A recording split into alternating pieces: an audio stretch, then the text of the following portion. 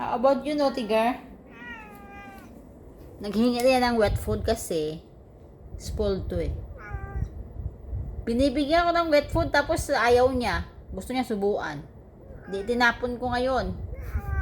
Ngayon hingi ka ng hingi. Akala mo meron pa. Wala na. Sabi ko sa'yo pag binigyan ka daw once lang pag ayaw mong kumain, hindi wag na. Itinapon ko na. Bala ka ngayon. Kaya ka ng dry food doon. Maraming dry food doon. Wala nang canned food. Tinapon ko na eh. Ayaw mo eh. Arte-arte ka kasi. Nasanay kasi itong sinusubuan ko eh.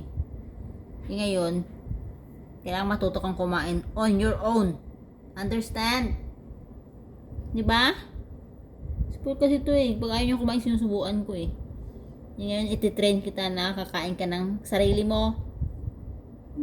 Arte-arte. Tapos hingi ka na, sunod ka ng sunod sa akin, ayaw ko nang magbigay. Gabi na. So, kumain ka na ng dry food. Tanda mo, Pinat, Pag bigyan kita ng isang beses, tapos ayaw mo, tatapon ko na. Diba?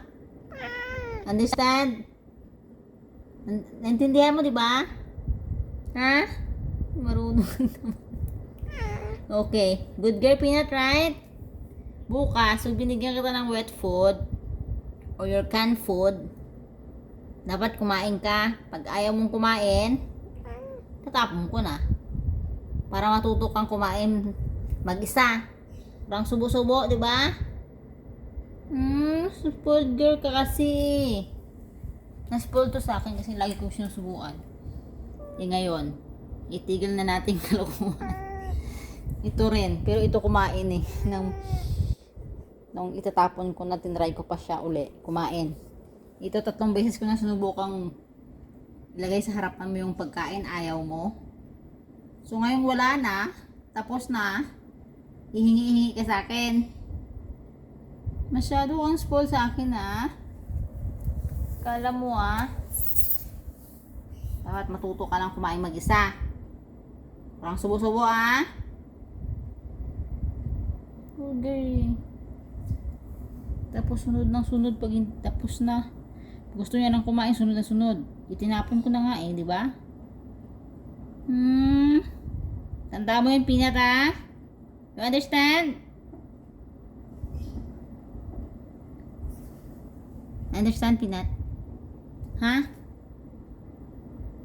Kala mo nasanay kasing sundan ko ng sundan para kumain lang. Kaya mag-stop na yung pagiging mo gusto mo magsubo-subo Naintindihan mo? Kala mo gutom ka ngayon. Kumain ka doon ng dry food. Marami naman doon. Kala mo lang Bukas kumain ka mag-isa Understand, Pinat? Nanat? Nanat? Okay. Good girl.